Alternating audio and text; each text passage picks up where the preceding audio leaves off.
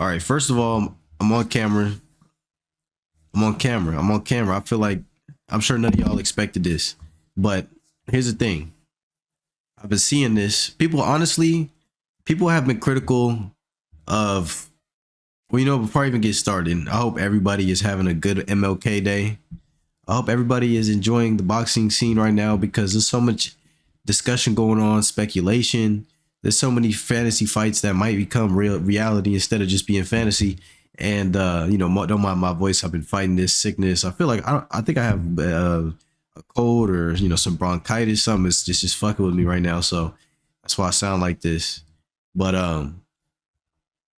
there's been heavy criticism of Bud Crawford's resume since the idea of Errol Spence fighting Errol Spence came to fruition.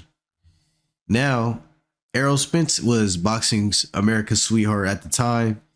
You know what I mean? He's very, very good, devastating, very devastating. And some will also say that Errol Spence himself, although he's a great fighter, he went through a lot before they finally did end up running into each other in the ring.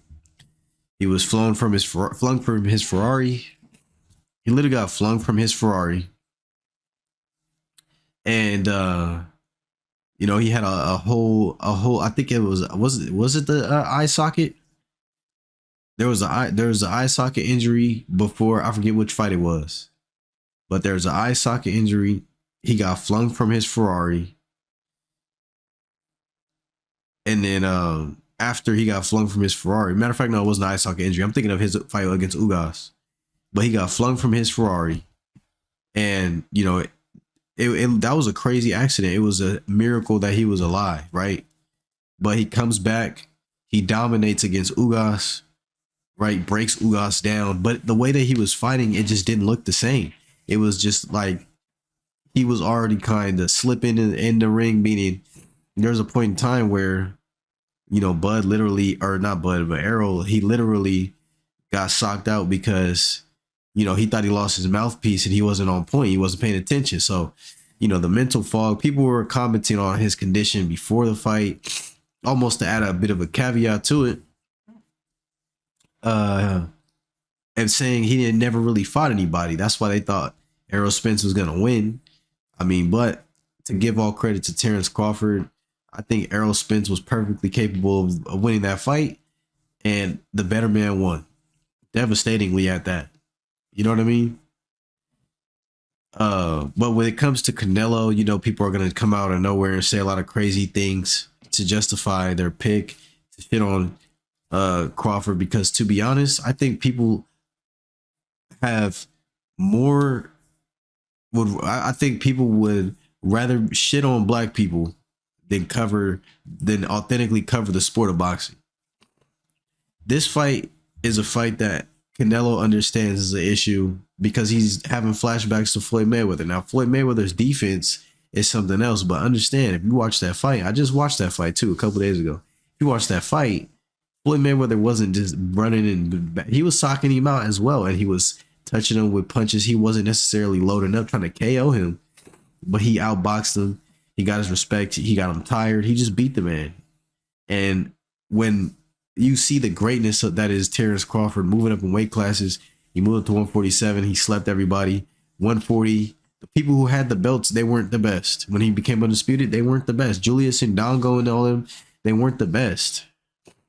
But the fact of the matter is, he stopped getting bold when nobody has stopped him. I don't even think he had lost yet.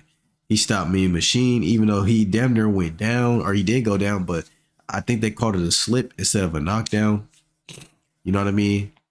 He outboxed the boxing savant at 154. That is Majimov. To me, that was a very impressive win because understanding the pedigree that this guy started his pro career with will have you understand why in 11 fights he's having a championship fight, and also why he's dangerous and why Bud gave him so much respect. But at the end of the day, you know what I mean? He got the victory. He was socking him out.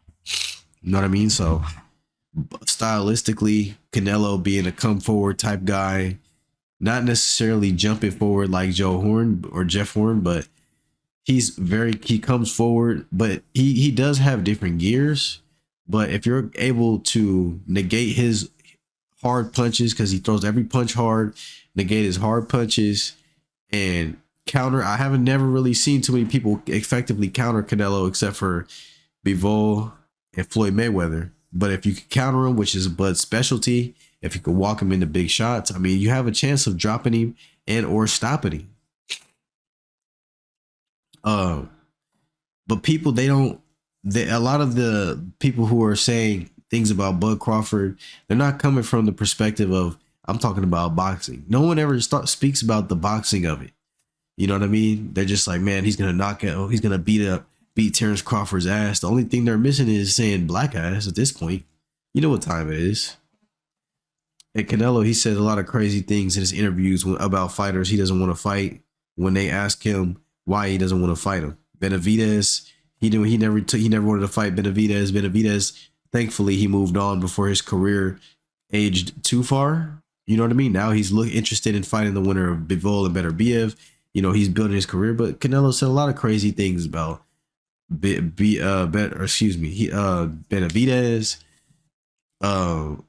Boo Andrade, and now he's saying some dumb shit about the resume thing. Knowing, yes, we don't know a lot of the guys that he beat. Well, not we, but y'all, because a lot of y'all don't authentically cover the sport. Again, you're coming at it from race, nationality, and pride instead of skills paying the bills. We all know Canelo's fading. We all know he punches hard. We all know he fights subpar competition. His resume is nowhere near as good as Bud Crawford's resume. We're talking about his best wins, because his best wins were not against the people that he had to step up to the plate for. You know, all of his most stylistic, or all of his best wins, his biggest wins were against people he brought up in weight, who were on the tail end of their careers. You know what I mean? You see the Kovalev fight. I mean, that guy, he laid down in that fight. Jermell jumped up 2 weight classes after like a year layoff. Nasty work. Amir Khan, he brought him up. Meanwhile, Bud is stopping guys. He's stepping up to the plate and he's sleeping people. And again, I believe stylistically, Canelo is tailor-made for a Bud Crawford. He has a puncher's chance, but he's not faster. He doesn't have faster feet. He doesn't have better motor. He has IQ, but I don't think he has a better IQ.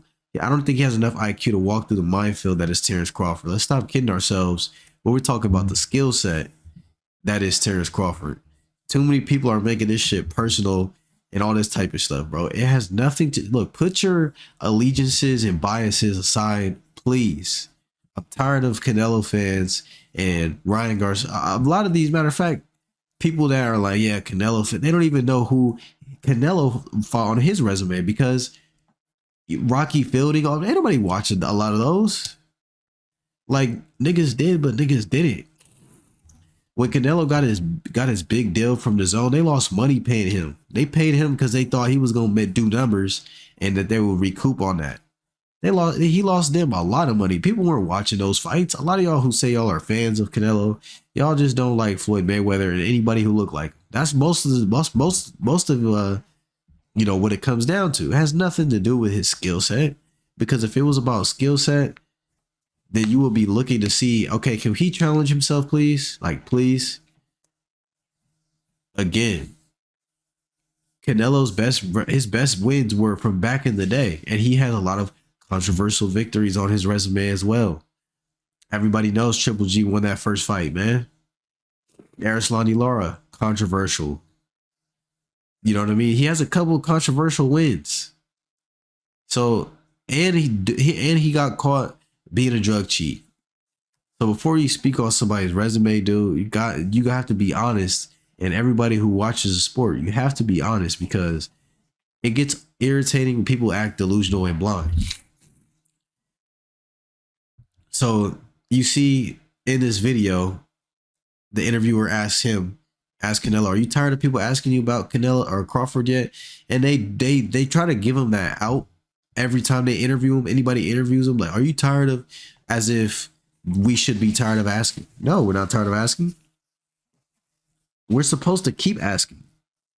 And he says, look, I respect Terence Crawford. He's very talented, but he only won one big fight. That's what he's saying. Mind you, this man is he's a two-time undisputed guy. He stopped everyone at 147 that he fought. And the thing is, when he was at 147, a lot of those people who he had been calling out, it took them years before they finally got in the ring to fight him. And yet they were all mixing it up on the PBC side, but they tried to over-politic and out-politic Bud. They didn't want him to come over there and fuck with them. That's really what was going on. And then when he got over there, he dribbled them boys. And what's crazy is he never got to fight Danny Garcia, Keith Thurman, Manny Pacquiao. He wanted those fights, but them guys didn't want to. They didn't want to see them lose like that because they knew what time it was. He was finna sleep everybody. Shit. But he's saying that Spence was his best, saying Spence is his best victory. I can see that. But the thing about Spence was, considering what he went through before the fight, excuse me, bro, I'm like super sick, but I got to get my shit off. Considering everything Spence went through before the fight, it's always going to be a big what if because of how sharp he used to look when he fought Kell Brook, when he fought Sean Porter, when he fought all these guys, how sharp he was. And then as soon as I saw the Ugas fight, when he fought Ugas, I was like, yeah, this is nasty work. This don't look right.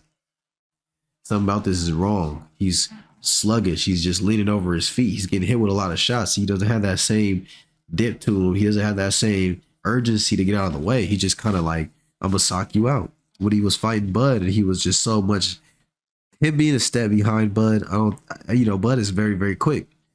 And he's always, 2-3 steps ahead. But, it definitely looked different, but we got to honor it because it happened. Got to honor it.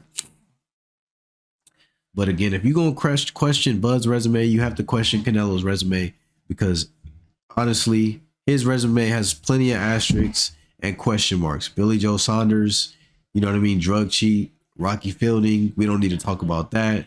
He tried to move up to fight that African cruiserweight dude, but it didn't end up getting that fight because he was losing DAZN so much money. They made him fight Bivol at 175. He didn't want to fight Bivol at 175. They made him. So after he had those tough fights, he was trying to basically just pick and choose, never fight anybody real. But the people are putting a lot of pressure on Canelo, and we'll see what goes down. You know what I mean? We'll see what goes down. So with that being said, man, y'all go ahead and leave your thoughts in the comments as usual. I'm about to be doing more videos on video because why not? You know what I mean? I feel as though, it's only right. It's only right. So leave your thoughts in the comment section. If you like the video, like the video. You can make fun of my nasally voice, whatever, if you want to, but I'm going to catch y'all on the flip. I'm gone.